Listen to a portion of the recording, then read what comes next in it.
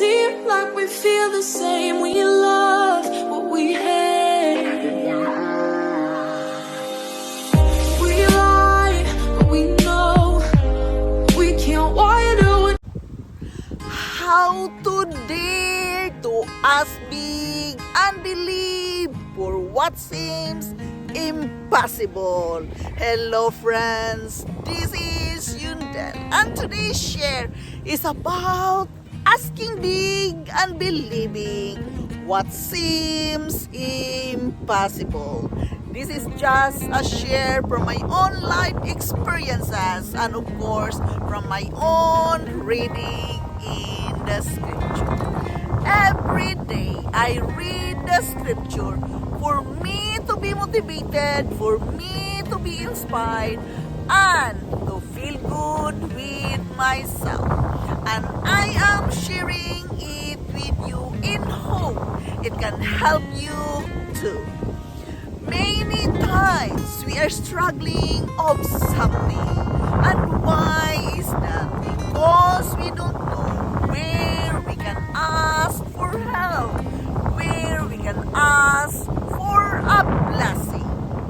I am sharing this with you that nothing is impossible if you believe in God. If you ask big and believe in Him, nothing is impossible.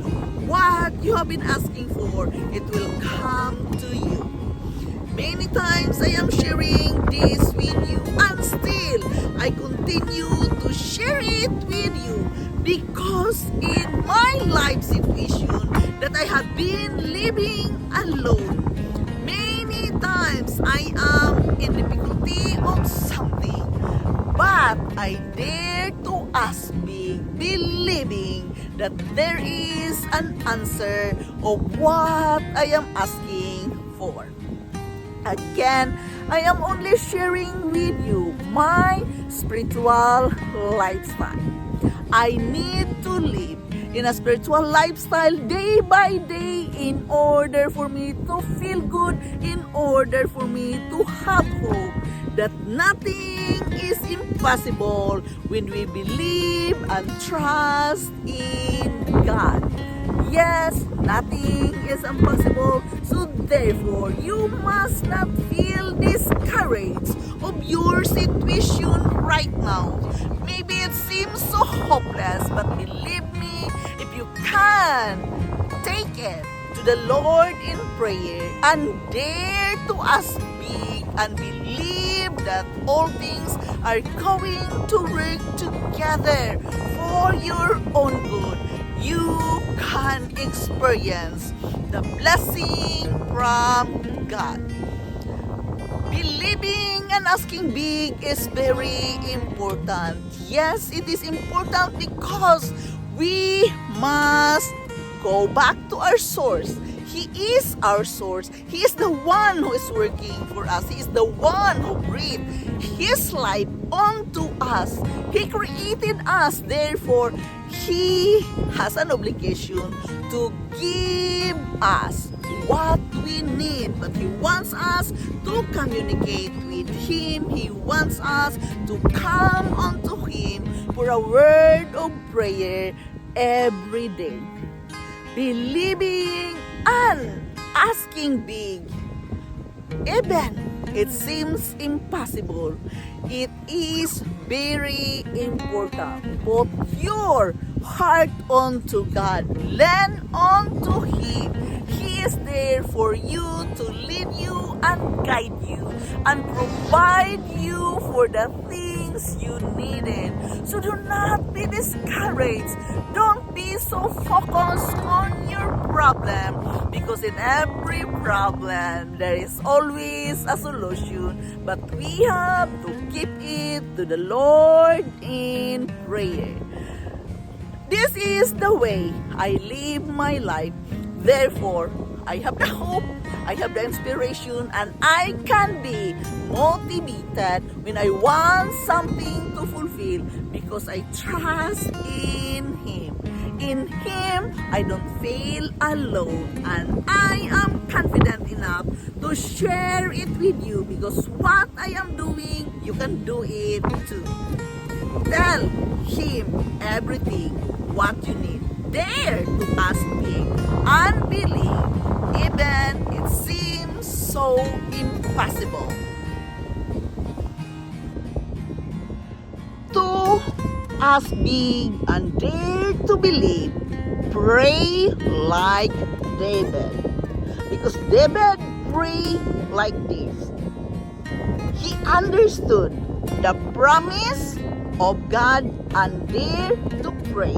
As he said, God, I'm asking you for something big, not because I have all the talent, education, and connections, but simply because you promise it. Believe what God has promised in the scripture.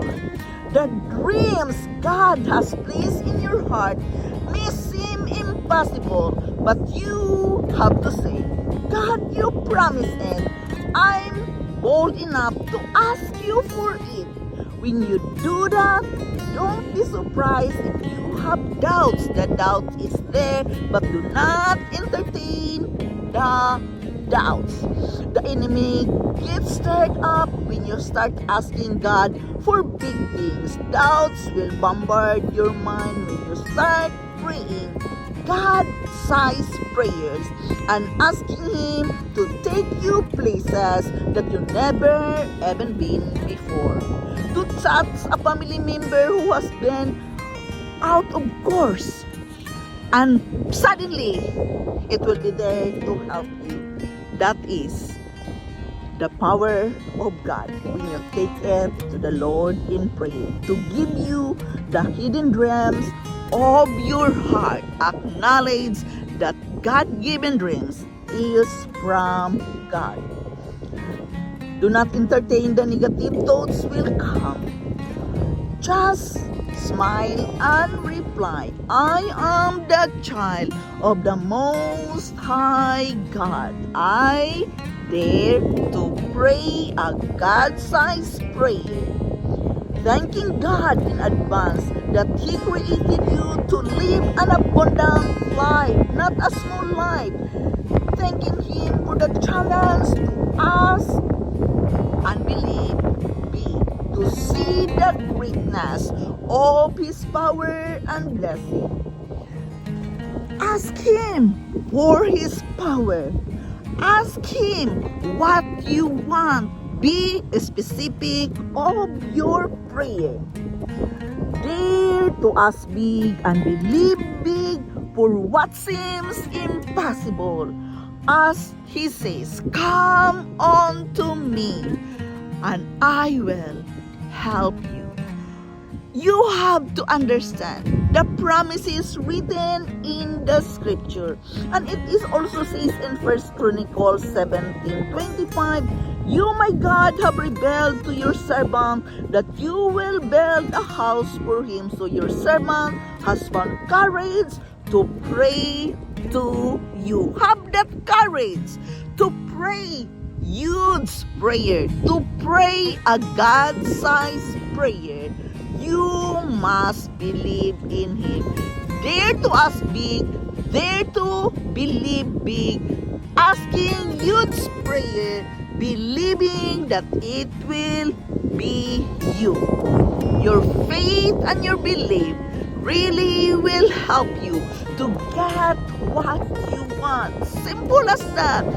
Pray God-sized prayer, knowing that He is there for you, knowing that He will stand by you and provide you all the things you need, because that is His promise. So believe what is the promises written in the scripture and claim it.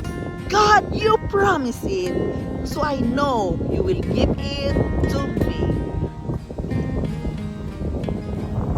It becomes easier for you to believe all these things when you are studying the scripture. When you understand the promise of God that is there for you to provide you, to give you what you want, what you need. You must just only dare to ask big. Be specific of what you want. Tell it to Him. Pray a God-sized prayer without limitation and understand the promise in the scripture. Claim it. He promised it. So he is obliged to give what He promised. But you must have that faith and belief within your heart. Remember that He created us. He is obliged to give what we need, to give what we want. It's just He needs us to communicate with Him consistently, day in and day out. You have to meditate about His goodness, that He is the only one who can give you the desire of your heart. Simply dare to ask big, believe big, and those things it seems impossible, believe me, you can have it. Just keep on praying, meditating the greatness of God, because He is the only solution to all our problems, to all our needs. He is the one who will provide us. This is Yundel. Thank you for listening. Thank you for dropping here in my channel. I am very grateful to each and every one of you supporting me here in my life journey. I love you all, and bye-bye. Like we feel the same, we love what we have.